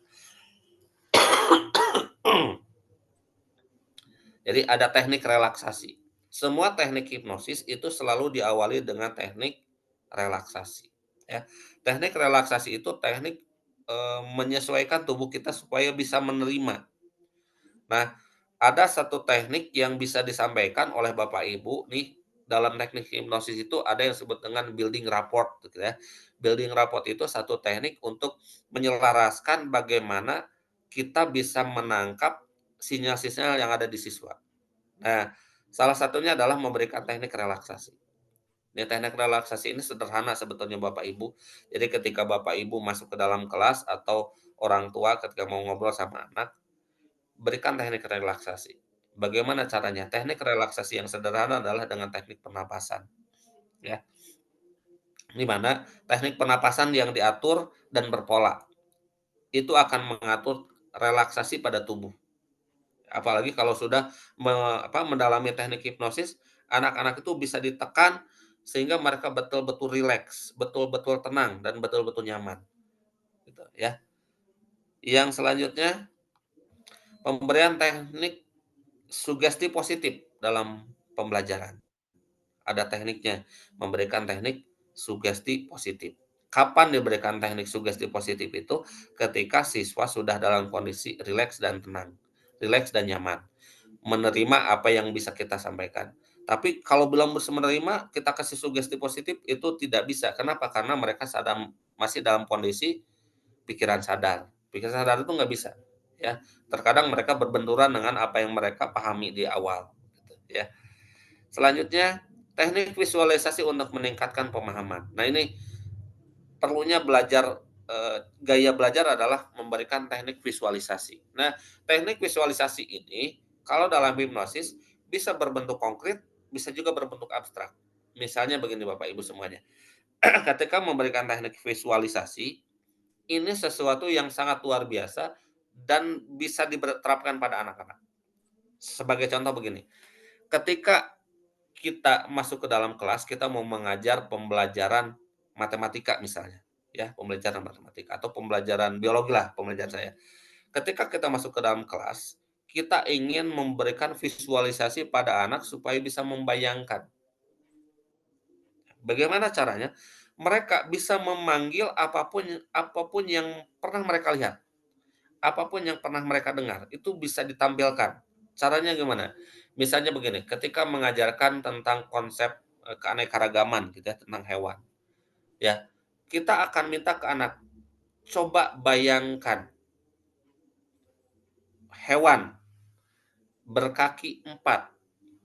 Di situ saja sudah muncul nih visualisasinya, berkaki 4, kemudian berekor pendek, sudah mulai nih ekor pendek, kemudian telinganya panjang. Dengan menyebutkan itu saja, visualisasi langsung muncul dalam pikiran mereka. Jawabannya adalah apa kira-kira Bapak Ibu? Kakinya pendek, telinganya panjang. Oh, kelinci bukan? Oh, ya betul, ada yang menjawab kelinci. Mungkin ada pilihan yang lain ya, kalau selain kelinci, bisa saja ada. Iya, Contohnya, Kambing. misalnya kambing ya. kambing Nah, ya. itu juga. Baik. Dan itu nah ketika saya sebutkan kambing, kira-kira terbayang nggak hewannya? Atau nggak kebayang? Mungkinnya pasti Bisa kebayang. jadi. Kambing, kelinci, oh iya kelinci. Itu secara otomatis visualisasi itu muncul. Nah ini di hipnosis ada. Jadi tidak harus selalu menampilkan gambar. Jadi kalau kita mau ngajar, harus bikin gambar dulu, harus nampilkan gambar dulu, harus pakai proyektor dulu. Itu kan rada ribet ya. Tapi kalau dengan hipnosis itu bisa. Ada tekniknya nanti, bisa diperdalam. Bagaimana cara menampilkan visualisasi pada siswa, gitu ya. Selanjutnya ini terakhir, teknik storytelling untuk menanamkan konsep. Jadi storytelling ini salah satu bentuk untuk menanamkan konsep pada seseorang ya, konsep pada siswa. Itu sudah dikaji dan sudah menjadi sebuah bahan keilmuan. Storytelling ini perlu ya. Jadi memberikan sebuah cerita itu perlu. Kenapa? Ketika kita memberikan sebuah cerita, dalam pikiran mereka tuh sudah bisa menggambarkan alur cerita ketika kita ngobrol. Ya. Jadi bahasa ngobrol ngaler ngidul itu selama storytelling itu nyambung, itu nggak apa-apa disampaikan. Ya, supaya anak-anak teh tidak terlalu fokus hal yang memang anggap sulit bagi mereka, gitu ya. Kita bentuk translate. Oke. Terakhir nih, kesimpulan mengajar dengan teknik hipnosis. Baik. Nah, untuk sesi ini tadi Bapak Ibu sudah melihat apa ya, dari slide yang saya paparkan nih, kira-kira ini cepat ya saya menyampaikannya, sengaja saya cepatkan supaya nanti Bapak Ibu penasaran. Ya. Nih, siapa yang bisa menyimpulkan? Oke, ini saya tutup dulu. Ya. Siapa Baik. yang bisa menyimpulkan pembelajaran dengan hypnoteaching? Kesimpulan dulu sebelum nanti kita tanya jawab. Tapi siapa yang bisa menyimpulkan? Boleh ditulis di kolom chat. Ya. Atau boleh raise hand ya Pak ya? Ya, mangga, mangga. Mangga silahkan yang mau menyimpulkan hasil dari sharing Coach Ya, Dini barusan. Mangga, waktu dipersilahkan. Ada, yang mau alhamdulillah ya, peserta menyimpulkan. ada Ya. 46 peserta pada malam hari ini. Mangga, silahkan. Ada? Kalau nggak ada nanti di-PR-kan ya.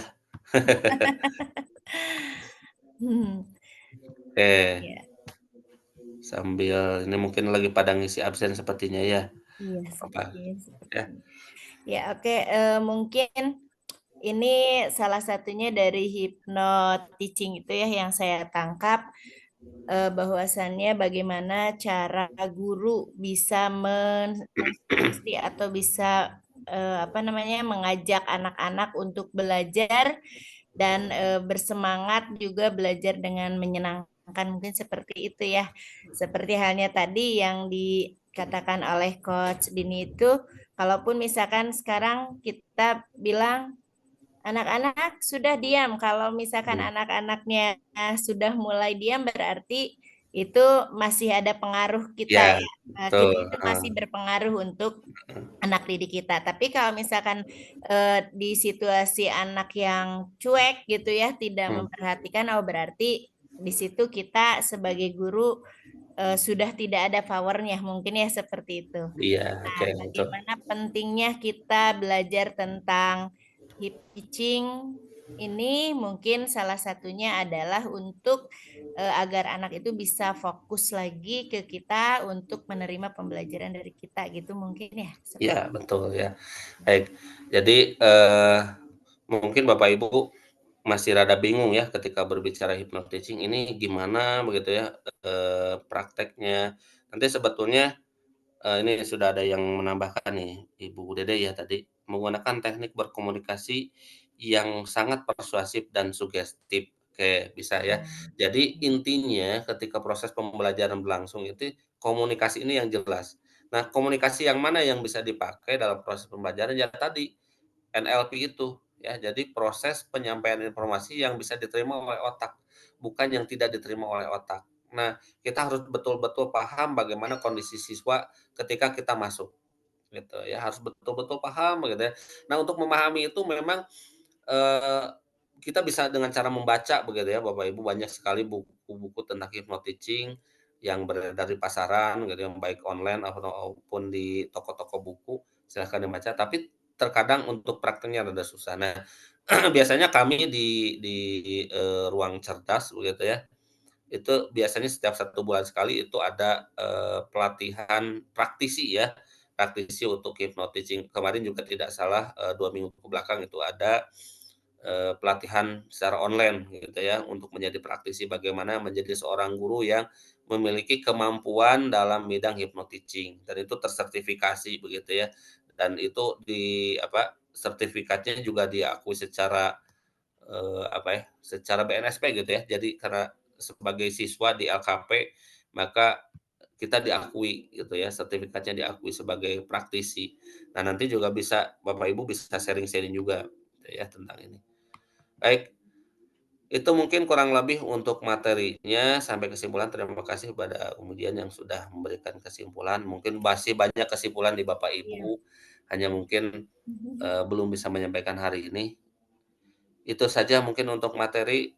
Untuk selanjutnya mungkin kita sesi tanya jawab saja Umi ya, supaya bisa sama-sama belajar lah ya.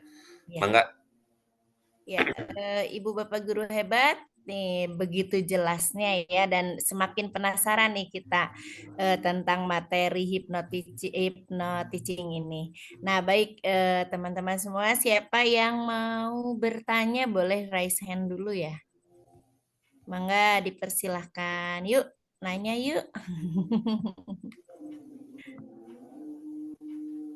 Yuk, mangga silahkan yang mau bertanya. Atau saking jelasnya atau saking penasarannya mungkin. Nah, ada yang nanya tuh. Ada yang nanya di chat. Oke. Oh iya, siap. Apakah ini dari Hasna ya, dari Bu Hasna? Apakah hypnoticing bisa digunakan untuk apa Oke. Pak? Kecemasan Bagaimana belajar ya. kecemasan belajar atau rasa takut Mhm. pada mata pelajaran tertentu? Oke ya, bisa saya tangkap nih, langsung dijawab ya, Mi, ya? Ya, Oke. langsung aja. Oke, di hypnoticing ini karena memang bagian dari proses hipnosis ya, orang yang atau praktisi hypnoticing juga belajar yang namanya, hipnoterapi gitu ya, sekilas tapi belum ke profesional. Nah, di hypnoticing itu juga dipelajari tentang, kecemasan-kecemasan ya, atau rasa takut. Nah, kecemasan ini ketika sudah mengganggu, rasa takut itu sudah mengganggu, maka levelnya menjadi sangat tinggi begitu ya levelnya. Nah, biasanya ini saya bisa bisa tangkap gitu ya yang menyampaikan pembelajaran ini, biasanya mata pelajaran yang ditakuti itu biasanya Matematika. bersifat hitungan biasanya itu ya. Ini guru-guru matematika, fisika, kimia, itu biasanya ditakuti gitu ya. Nah, apakah di hypnoticing bisa? Ini sangat bisa sekali Bapak Ibu, ya. Karena teknik hypnoticing ini salah satunya juga mengurangi rasa kecemasan. Ya, atau bahasa bahasa psikologisnya itu anxiety ya, anxiety, tapi mungkin dalam belajar itu tidak sampai ke level itu karena mungkin tidak mengganggu secara berkepanjangan gitu ya. Jadi mereka merasa takut ketika belajar itu. Jadi sangat males gitu ya kalau harus belajar dengan, mata pelajaran itu. Itu bisa ya. Nanti kita tinggal ganti program yang ada di pikirannya. Diganti gitu ya, diganti ada pola-pola yang bisa mengganti yang tadinya takut, yang tadinya cemas di otak itu bisa diganti ya, Di-upgrade ya. bisa diinstal ulang lah gitu ya Diinstal. bahasanya heeh. Jadi sesuatu yang pernah ada di dalam pikirannya itu digantikan, diinstal ulang ya dengan hal yang baru, dengan hal yang ya nanti makanya kalau, sesinya offline ini sangat sangat, recommended untuk bisa dipraktekkan ya, tapi kemudian di online seperti ini akan ada sulit karena memang ada tahapan-tahapan yang memang harus disampaikan ketika kita hypnoticing gitu ya. Ya, baik. Berarti ini dengan hypnoticing ini sendiri berarti bisa ya, Pak ya, untuk Iya mengatasi kecemasan ini. Iya. Kecemasan Jangankan terhadap kecemasan pelajaran mungkin ya, mungkin ya. Kang Nah, Diniat. terus selanjutnya di sini katanya ada yang meminta link cerdasnya. Maksudnya oke. teh ruang cerdas untuk ikut pelatihan mungkin Oh ya, iya, insya heeh Allah heeh heeh. nanti Oke. kita kasih Ruth bisa ya. Iya iya, siap siap siap. Nanti insya Allah, mungkin untuk saat ini, offline begitu ya, nanti kalaupun ingin, maaf, online Dari begitu ya, heeh, ngabuburit nanti, offline gini bisa ya. sambil offline juga nanti bisa lah ya. Tapi mungkin pemahaman awal saya juga dapatkan dari online, tapi itu hasilnya luar biasa begitu ya, ke anak-anak itu begitu begitu apa ya, menjadi Antusias. sesuatu hal yang luar biasa begitu ya bagi anak-anak ya. Oke. Iya. Baik, ada Nanti lagi insya Allah ya kalau pertanyaan. sudah ada pelatihan jadwalnya, nanti saya share ya. Oh iya, Tuh. siap-siap. Nanti bisa diinfokan lewat IG Ya, Kabupaten. tapi kalau memang ada yang ingin Informasikan konsultasi kembali. secara langsung begitu ya, silahkan japri nanti ada nomor saya di, teman-teman pengurus ya. Iya, iya, baik. Oke, Ini ini Ada dari Bu Hasna masih raise hand, raise hand, masih mangga ada mangga, ini. sebelum nanti kita jawab yang Ibu Mai ya, Ya, Bu Ai, sebelum Bu Ai. ke pertanyaan selanjutnya, mungkin Bu Hasna silakan bisa open mic Bu. di open mic aja. Ya, Bismillah, izin bertanya, Pak. Ya, mangga mangga mangga. Ibu Hasna dari mana, Bu Hasna? Dari Balai Endah. Oh, Bandung ya, Bu? Ya. Ya. Ibu guru SD, SMP, SMA, SMK? Eh, SMP. Oke, iya. Mangga silahkan Mangga, Ibu. Bu. Apakah ada kemungkinan efek samping atau dampak negatif dari hypno-teaching? Jadi buat perkembangan kognitif dan emosional siswa dalam jangka panjangnya, Pak. Oke ya. Jadi dijawab langsung ya, Langsung Bu. aja. Nah, nih. Jadi sebetulnya ketika berbicara konsekuensi atau dampak semuanya pasti ada. Ya, kita bicaranya ada. Tetapi ketika berbicara konteksnya yang tadinya negatif, yang tadinya lemah, yang tadinya kurang, kemudian kita tingkatkan menjadi lebih positif, menjadi lebih baik, itu apakah dampaknya ada? Ya ada. Ya, di mana anak itu ketika mereka belajar takut contoh lah yang tadi ya, ketika anak cemas atau takut pada mata pelajaran tertentu ya, kita ambil contoh saja matematika lah ya. Mhm. Nah, ketika anak kita coba diberikan teknik hypno-teaching gitu ya, maka secara otomatis otaknya menerima ya, dirinya menerima. Nah, ketika menerima maka dampak terpanjangnya adalah intelektualnya malah jadi meningkat. Mhm. Ya, jadi bukan ke hal yang negatif malah, ya kenapa? Karena, sesuatu yang ada di dalam dirinya itu memicu supaya menjadi lebih baik, gitu. Ya, jadi sebetulnya kalau kita berbicara, dampak buruk itu sebetulnya nggak ada. Karena dampak buruk itu justru muncul dari penolakan-penolakan yang bersifat hipnosis, Mhm. gitu ya. Jadi insya Allah nanti kalau kalau ada, kegiatan dari ruang cerdas, Bu Hasna ini bisa mendapatkan tekniknya gimana nih caranya supaya ini bisa berdampak panjang, karena memang apa yang sudah diinstal di dalam diri, itu akan meningkat ke teknik-teknik yang lain, akan meningkat ke kemampuan-kemampuan yang lain, gitu ya.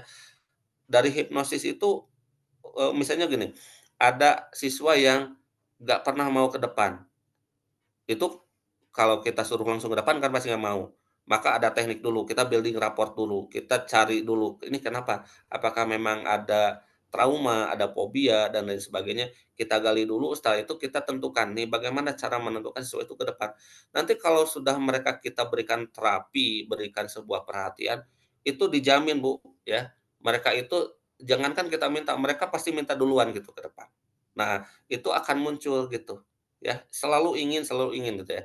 Hanya memang apakah itu ada dampak negatifnya? Sebetulnya secara psikologis dan intelektual nggak ada, ya. Jadi nggak ada. Justru ada peningkatan kerja otak itu kan semakin diasah begitu ya, kondisi emosional itu semakin di-manage, maka akan semakin bagus, gitulah. Itu kurang lebih ya jawabannya, mudah-mudahan tidak puas dengan jawabannya sehingga nanti Bu Hasna bisa lanjut ingin ke Mencari lagi, ingin ke terus tahap praktisi menggali. lah ya. Kalau sudah ke praktisi itu enak ya.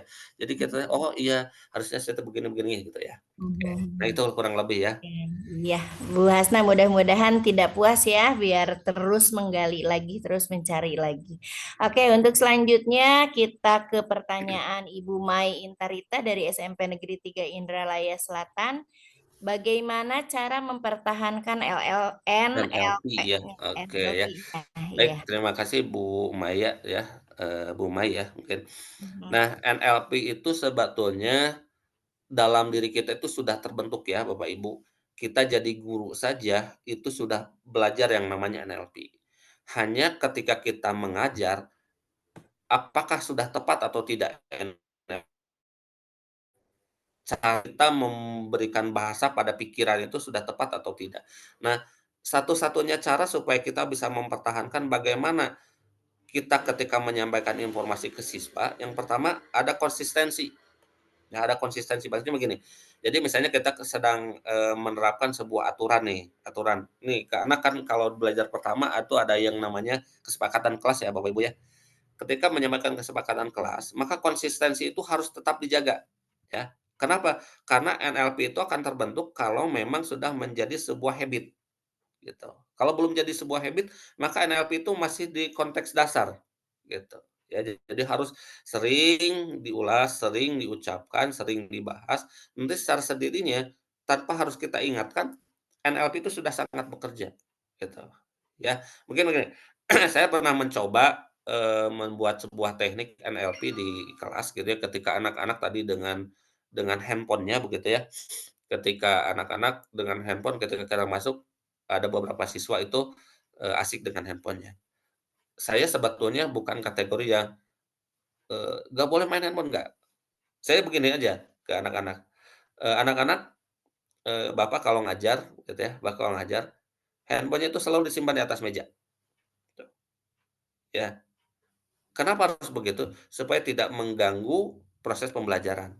Nah, dengan berkaca seperti itu saja, anak-anak ketika main handphone tiba-tiba diam, "Oh ya simpen," gitu ya. Terus, "Ada pertanyaan nggak kenapa harus disimpan?" Gitu. Nah, itu dibangun ya, NLP itu dibangun, supaya fokus kita tidak terganggu. Terus bagaimana ada solusi kan, misalnya begini, "Pak, misalnya kalau ada yang nelpon ke saya gimana nih? Kalau ada yang, nge-WA ke saya gimana nih?" Karena ada handphone, kita kan nggak megang. Ya Anda tinggal bilang saja, berikan mereka untuk memberikan kenyamanan. Jadi mereka ketika menyimpan handphone di atas meja, mereka punya kepercayaan pada kita, itu yang namanya NLP. Punya kepercayaan pada kita ketika mereka simpan di handphone di atas meja, itu sebetulnya bukan kita melarang, tetapi memberikan sebuah aturan supaya aturan itu masing-masing paham, gitu. Ya, dan itu sudah berjalan, saya sudah sering seperti itu sekarang. Jadi tidak pernah melarang, "Jangan jangan main handphone." Nah, itu jadi salah. Di NLP ketika kita menyebutkan jangan, tadi sudah diulas ya, jangan itu nggak ada di dalam pikiran alam bawah sadar, semua langsung di-blocking oleh pikiran sadar. Kata jangan itu, begitu, ya. Itu kurang lebih ya, supaya bisa mempertahankan NLP kita konsistensi, kemudian tepat menyampaikan kalimat-kalimat, program ke alam bawah sadarnya, itu mungkin ya. Mudah-mudahan tidak puas dengan jawabannya. Iya, Bu Mai, bagaimana? Wah, mudah-mudahan tidak puas juga ya, nanti biar Nah, cari lagi. Oke, ya, lanjut saja ke pertanyaan selanjutnya ya, Coach ya. Di sini ada mangga Mai kalau Siti ada, Rohmah. mangga. Bagaimana teknik menghipnotis anak di jam terakhir supaya mereka tetap fokus untuk belajar katanya. Mmm. Cara ngehipnotisnya aku. Oke ya. Oke, yang pertama jangan dulu dipikirkan begini Bu ya, ketika berbicara hipnosis ya. Jadi, perlu dipahami dulu bahwa bagaimana cara menghipnotis, sebetulnya perlu dipahami Bu, bahwa hipnotis itu adalah orangnya yang bisa melakukan hipnosis. Jadi prosesnya itu namanya hipnosis. Hanya kita orang Indonesia itu, terpukau dengan kalimat pertama begitu ya, bagaimana cara menghipnotis, padahal hipnotis itu orang yang bisa menghipnosis ya. Ya, jadi bagaimana caranya menghipnosis siswa yang posisinya sudah jam pelajaran terakhir, mereka sudah capek, sudah nggak bisa mikir, lapar gitu ya, ngantuk, wah dan sebagainya ya, numpuk. Gimana caranya kita menghipnosis? Maka cara yang paling efektif adalah ketika mereka sedang lelah, begitu ya Bapak Ibu, di hipnosis itu ada konteks, hypnosis stage atau entertainment, hipnosis.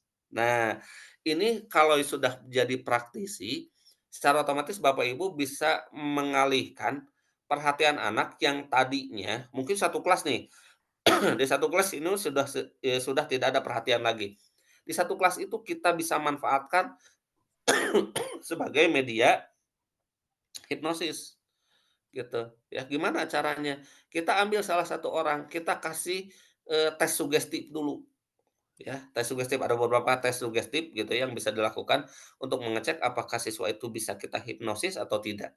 Kita panggil salah satu, ya. Kalau misalnya berhasil, nah kita lanjutkan, ya, kita lanjutkan dengan, tahapan selanjutnya. Karena begini, ketika otak kita sudah sangat lelah, sudah sangat capek, tubuh kita sudah itu akan tergantikan dengan perhatian yang menghibur gitu, Hmm. ya. Jadi memang jangan dulu dipaksakan, ini anak sudah lelah, sudah capek, kita ngajar aja terus begitu ya, ajar aja terus dengan ngajar. Jangan Bapak Ibu, itu sayang. Kita capek-capek ngajar nggak diterima apapun oleh siswa. Kita harus bisa mengembalikan dulu kondisi siswanya supaya siap. Caranya gimana? Hiburan. Ya, kalau ibu punya Nyanyi. kemampuan menghibur dalam bidang seni ya bagus begitu ya.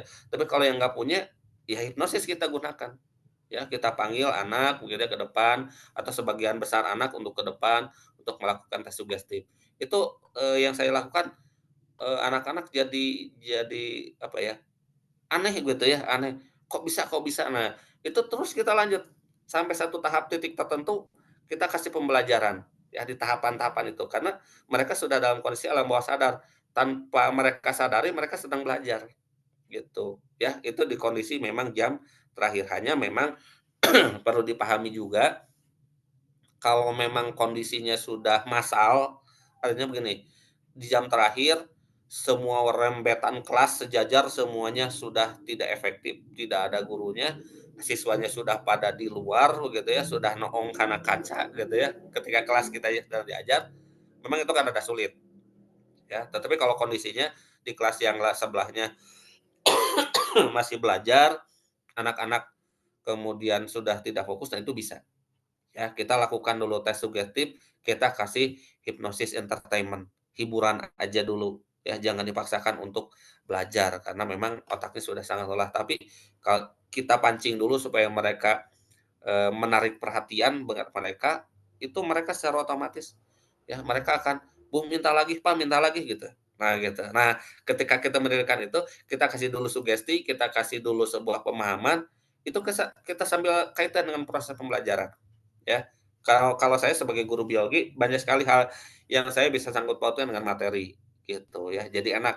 Makanya sebagai guru biologi saya tertolong ikut hypnotizing ini karena nyambung banget ya materi tentang ABC. Oh ini kaitannya di sini gitu ya.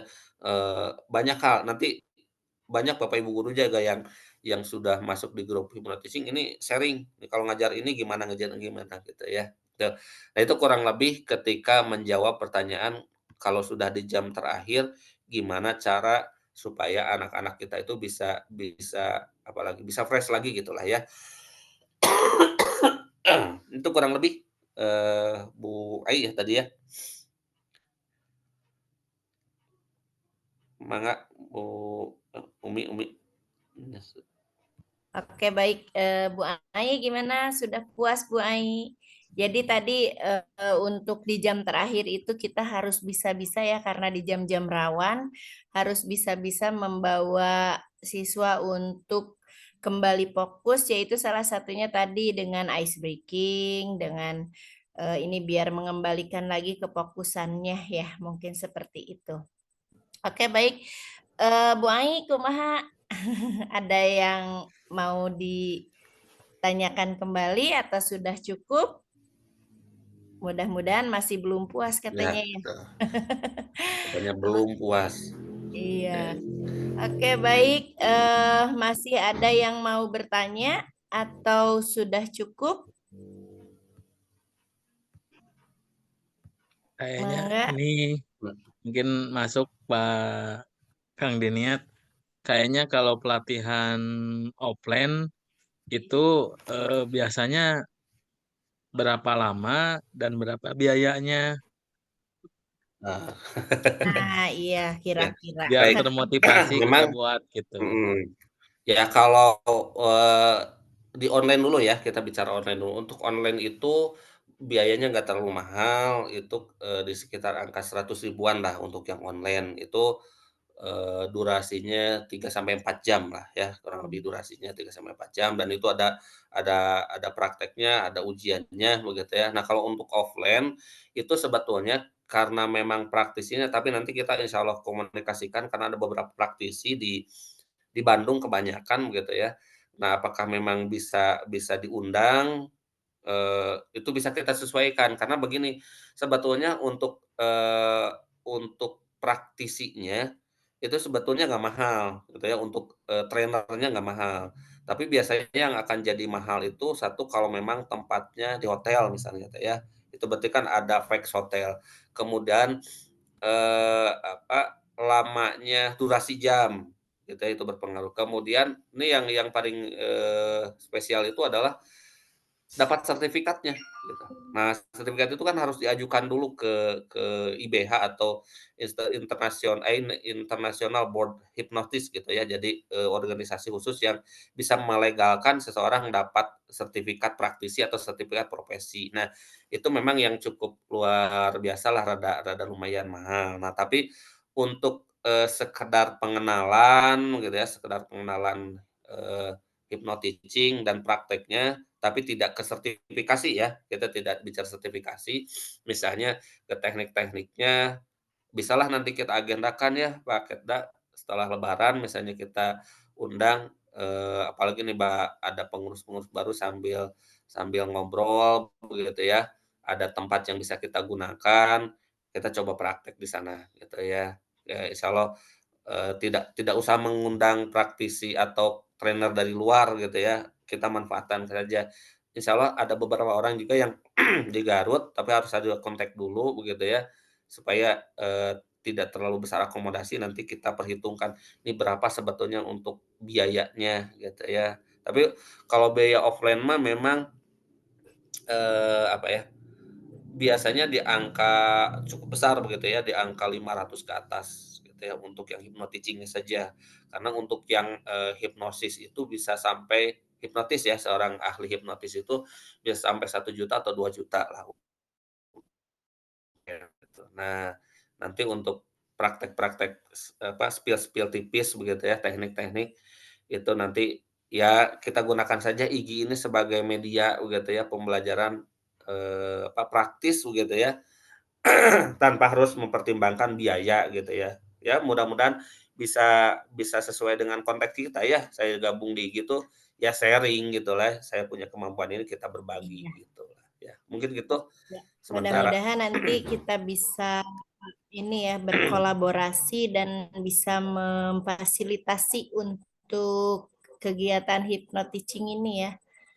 Nah, terus katanya di sini kalau online plus sertifikat kira-kira berapa katanya dari Pak Asep Igi Tasik. Ya, Masya Pak Allah Asep, ini oh dari siap. Tasik Nah, kira banyak ya. untuk, online dan sertifikasi itu untuk yang terakhir itu kemarin di angka 124.000 nih bocoran ya, 124.000 itu sudah, plus sertifikat ya, tapi memang ada syarat yang harus dipenuhi, salah satunya kalau saya ketika waktu itu kurang lebih, di tahun yang lalu di bulan Desember kalau tidak salah ya, bulan Januari kalau tidak salah, itu ada tugas yang harus dipenuhi untuk, lulus sebagai praktisi hypnoteaching Ya. gitu ya. Gampang sebetulnya mah, untuk ujiannya karena praktisi hypnoteaching itu tidak seperti, profesional hipnotis atau profesional hipnoterapi begitu ya. Jadi karena bagian masih, istilahnya basic basic hipnosis, jadi, ujiannya sangat sederhana begitu ya, hanya upload video maaf, upload video biayanya hanya 124.000, pelatihan, 2 atau 3 jam gitu ya, dapat sertifikat dan itu diakui sertifikatnya ya. Jadi yang Bapak Ibu yang kalau melihat Sama tadi, nambah eee, gelar juga mungkin ya. eh, Ya, kalau nambah gimana? gelar bukan dari pelatihan itu. Nah ini, saya salah satunya itu ada yang tadi CHTC Ya. ya. Nah, CHTC itu kan Certified Hypnoteaching. Nah, itu yang saya dapatkan dari online tadi, yang biayanya hanya 124 tadi, gitu ya. Itu ada sertifikatnya.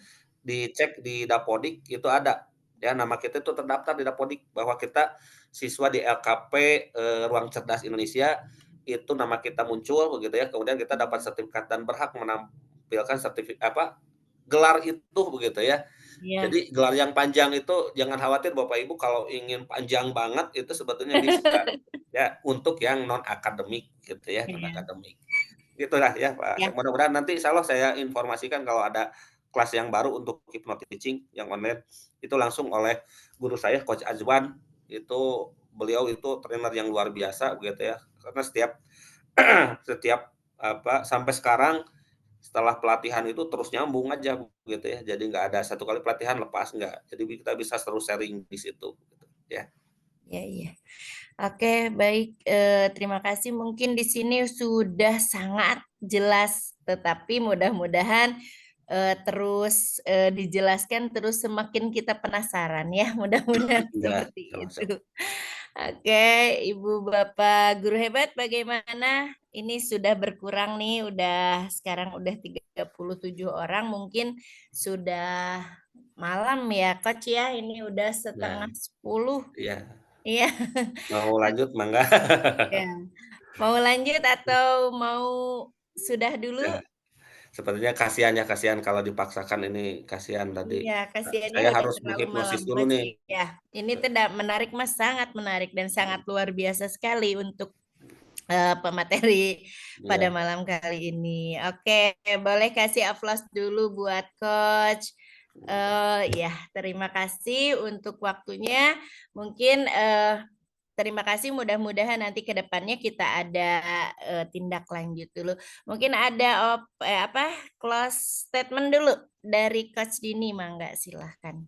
baik, terima kasih. Saya ingin menyampaikan ada sebuah quotes ya, dari seorang ilmuwan gitu ya, sudah pada kenal semuanya dengan, ahli fisika namanya Albert Einstein. Setiap orang itu jenius, Oke. tapi apabila kita melihat bahwa ikan harus memanjat pohon dan selamanya kita itu akan menganggap bahwa ikan itu bodoh. Iya, betul. Jadi pada intinya kita harus melihat posisi dan potensi kita sebagai apa dan harus bagaimana sehingga anak-anak kita itu bisa jadi jenius di persepsi kita masing-masing. Itu Masih. saja yang saya sampaikan. Terima kasih atas segala perhatian. Kita bertemu lagi di lain kesempatan. Terima Ya. kasih. Oke, sama-sama. Terima kasih juga Coach Dini yang pada kesempatan kali ini di Ngabaso Iga pada tanggal 24 Februari 2025 ini telah memberikan ilmu yang sangat luar biasa untuk kita semua. Mudah-mudahan ilmunya semakin berkah, semakin bermanfaat dan juga Coach juga lebih berkembang lagi, lebih bermanfaat lagi, lebih tambah lagi berkahnya ya Coach ya. Alhamdulillah, mudah-mudahan nanti kita bisa sama-sama Amin. nih kita umroh. Coach Dini kan kemarin baru Amin. pulang ya. Amin, amin. Alhamdulillah. Ya udah sama-sama Alhamdulillah. nanti kita programkan ngebaso iganya di pelataran Masjidil Haram ya. Kita Amin, Masya Amin, Allah, amin, amin. mudah-mudahan ya. ya, Seperti Dok. itu. Oke, nanti ada nih dari program IGI juga untuk umroh bersama IGI ya. Mungkin nanti kita informasikan di kemudian hari nanti. Oke, mungkin itu saja dari kita. Mungkin dari Pak Ketda ada sesuatu dulu yang akan disampaikan. Mangga, silahkan.